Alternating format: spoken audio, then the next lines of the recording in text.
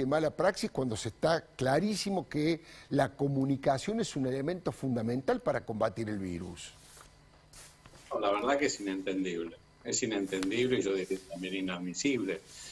Honestamente creo que, bueno, obviamente el presidente tiene que por ahí ser más cuidadoso cuando presenta datos, pero también es cierto que creo que el nivel de asesoramiento que está recibiendo es muy pobre. Claro. Y esto, digamos, esto es un error, otro error más de los muchos errores que ha cometido a lo largo de la pandemia con la interpretación de los datos. Pero esto claramente tiene mucho que ver con, por un lado, prejuicios y ganas de validar las opiniones previas, por ejemplo, respecto a la presencialidad y los contagios de los adolescentes. Cuando él habló de hasta 12 años, en realidad, el segmento que más poblacional, que más casos aumentó fue justamente los adolescentes, de 13 a 19. Pero porque aumentaron los casos en general, claramente no hay un aumento proporcional. O sea que no tiene nada que ver ni la apertura ni el cierre de las escuelas. Lo que yo lamento es que es realmente el nivel de asesoramiento, porque se supone que el presidente tiene que tener un nivel de asesoramiento, digamos, muy cuidadoso, muy serio y muy riguroso, y no lo ha tenido en ningún momento de la pandemia. Más allá de que, digamos, de que uno puede desear tratar de validar lo que piensa a través de los datos, hay que ser muy cuidadosos, porque claramente en 2 minutos eso se desarma, que es lo que ocurrió.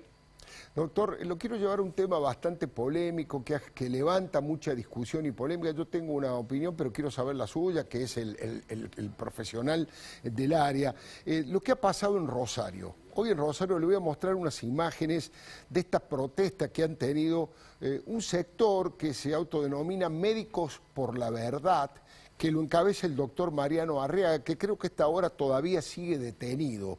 Hubo allí, la policía apeló a las balas de goma y a detener gente porque estaban sin barbijos, abrazándose, como desafiando a la pandemia. Ahí lo estamos viendo.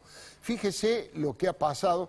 Una cosa, a mi criterio, me cuesta comprender semejante nivel de irracionalidad, y más viniendo de un profesional, de un médico, y con las evidencias que hay. Es un grupo que ha demostrado algunas cuestiones bastante complicadas. Primero, se muestran, yo les pongo anti todo, son anti todo, porque son antivacuna, ¿no es cierto?, antipandemia, anticuarentena, antiaborto y antisemitas. Tienen todas las condiciones. Digo, no sé si usted conoce a estos médicos, conoce este movimiento, y cómo puede ser, no es masivo, la verdad, por suerte, la gente es pensante, pero ahí había 300, 400 personas, Son pocos, son grupos marginales, grupos de derecha, yo diría neofascistas, y que claramente, digamos, están contra cualquier tipo de orden. Claro. No representan a nadie y menos representan a la oposición. Digo esto porque hay una suerte de tendencia por parte a veces del gobierno o de algunos comunicadores del gobierno de tratar de meter todo en la misma bolsa. Esta gente no tiene absolutamente nada que ver ni con la oposición ni tampoco con la sociedad cuando se autoconvocó para los banderazos. Claro. Nada que ver. Estos son grupos militantes de derecha que se dicen libertarios o lo que fueren, que no representan a nadie y son grupos neofascistas.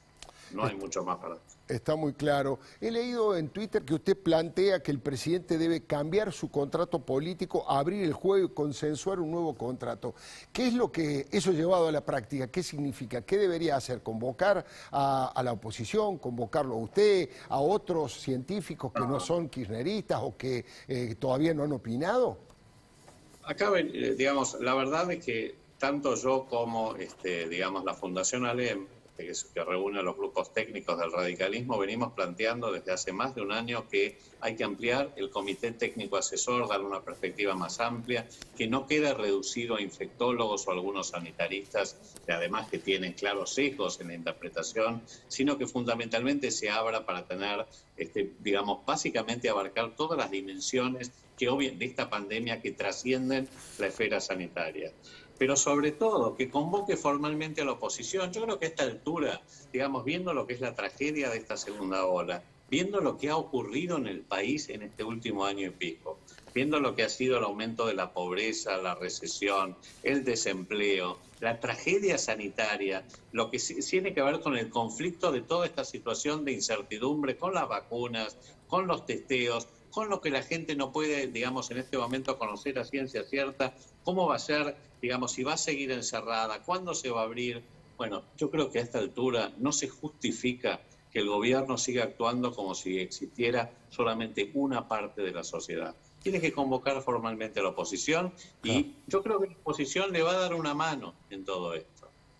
Doctor, lo llevo ya a un tema más político, que también recién estábamos hablando de delirantes que quieren ofrecerse como oposición, y son delirantes que tienen una fuerte carga antidemocrática y al parecer hasta ahora, porque se está investigando a fondo, son los responsables de un ataque con explosivos a un local del Frente de Todos en Bahía Blanca. Tenemos las imágenes de lo que ha ocurrido allí, un verdadero despropósito, incluso dejaron un extraño comunicado también con posiciones políticas en contra de los dirigentes políticos, de los sindicalistas, algunos reclamos que tenían cierta lógica y otros también bastante traídos de los pelos, pero apelar en plena democracia a utilizar, ahí está, la purga, dice, sabemos en dónde viven, deben cuidarse, apelar en plena democracia a el mecanismo de utilizar la violencia extrema como es la utilización de explosivos, es un grado de delirio y de delito antidemocrático que debe ser castigado con todo el peso de la ley.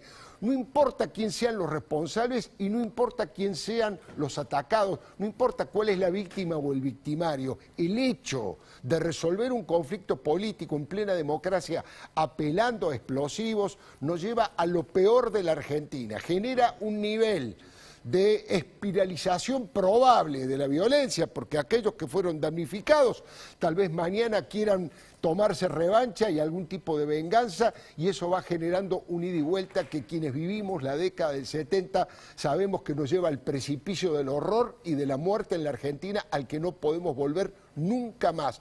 Esto es violación de un contrato democrático que se firmó durante el gobierno del doctor Raúl Alfonsín. Nunca más la violencia y muchísimo menos la posibilidad de atentar mediante explosivos. Lo quiero decir con toda claridad porque no me importa quién sea la víctima y el victimario, como le decía recién, me cuesta creer que hayan llegado a un nivel semejante de locura. Doctor, pero quiero escuchar su opinión más que como médico, como militante político del radicalismo, ¿no? Mira, Alfredo, yo creo que estas situaciones críticas como las que estamos viviendo son muchas veces caldo de cultivo para estos grupos minoritarios violentos que tratan de sacar alguna tajada de la crisis que estamos viviendo y de la desazón y la desesperanza, porque no olvidemos que esta situación está provocando muchísima desazón y muchísima desesperanza en buena parte de la sociedad. Y yo creo que acá justamente, digamos, vuelvo a insistir nuevamente con lo que recién acabo de decir. Me parece que estos son momentos donde verdaderamente tiene que haber un mensaje muy claro por parte de todo el arco político democrático desde ya, de que estas cosas no pueden suceder, de que frente a la situación que estamos viviendo hay que buscar y encontrar denominadores comunes. Por ejemplo, la defensa de, digamos, de lo que está ocurriendo, no solo la defensa de la democracia, la gestión de la pandemia, cuestiones que hoy importan a toda la sociedad. Me parece que no hay lugar para estos violentos, hay que investigar quiénes fueron desde ya y hay que sancionarlos duramente. Sin duda, ¿no? La investigación precisa, el juicio, el castigo y la condena que corresponde. Pero no es muy diferente a lo que recién me mostró de estas, salida de algunos grupos minoritarios, claro, contra la cuarentena, o sea, es parte del mismo espectro de grupos minoritarios que buscan sacar alguna tajada de la crisis que estamos viviendo. Bueno, pero en este caso, digamos, superaron el límite, porque una cosa es protestar con carteles y con gritos y otra cosa es apelar a este nivel de, digamos, de agresividad y de violencia que es tremendamente peligrosa para la democracia y para el ciudadano común. Doctor, usted ha escrito también que la ciencia militante no es ciencia, que hace falta una mirada crítica, una apertura mental en la ciencia. ¿Esto por qué lo decía? ¿En función de qué? ¿De esto que hablábamos recién? Bueno, en función de toda esta situación donde pareciera que hay, digamos, gente que tiene la verdad y aquellos que no tienen la verdad. La ciencia básicamente se centra en el pensamiento crítico, no admite fanatismos, ideologías, prejuicios. Si la ciencia no es militante, si no es pseudociencia. Y yo creo que lo que ha ocurrido en este último periodo, sobre todo de enfervorización, de fanatismo, de sectarismo, de grieta y de profundización de la grieta, es transformar a la ciencia en algo que, digamos, que tiene una profunda base ideológica y que no admite grises. Y justamente el que es científico, y digamos, yo me considero que vengo de la ciencia, creo que hay que tener una apertura mental, pensamiento crítico, tratar de escuchar todas las voces, tener una mirada amplia y poder decidir en función de la mejor evidencia decisiones que hay que tomar. La última de las preguntas, y le agradezco muchísimo. ¿Cómo considera que ha sido la comunicación del gobierno durante todo este tiempo desde que empezó la pandemia hasta ahora? Veíamos que en los Estados Unidos, bueno, tomaron a alguien sumamente creíble, que superaba, iba por arriba de la grieta de allá, como Fauci. En ese sentido me parece que también hay una debilidad muy grande del gobierno de los Fernández. Enorme, enorme. Bueno, el caso de Fauci, pero no es el único caso. Muchos países tuvieron una suerte de, entre comillas, comandante de la gestión de la pandemia, que eran unas figuras públicas, digamos, con mucho prestigio. Claro. Creo que lamentablemente acá se politizó. Bueno, es lo que ocurrió, esta grieta, lo que ha sido la gestión de la pandemia, y yo diría la gestión en política del gobierno ha estado muy contaminada por esta grieta, donde no se admitió que pudiera haber, digamos, algunas miradas que de alguna manera buscaran el encuentro.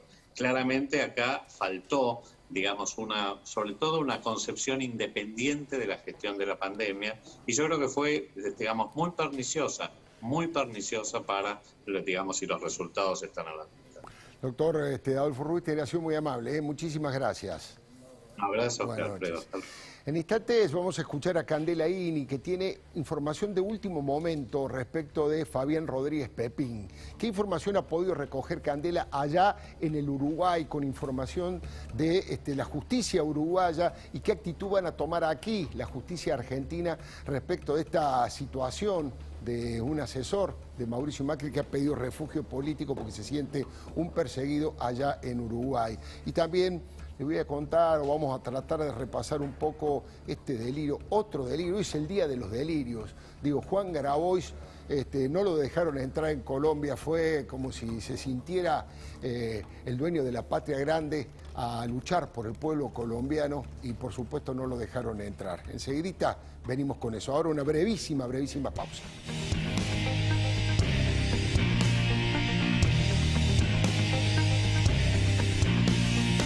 Hora de renovar el parque automotor,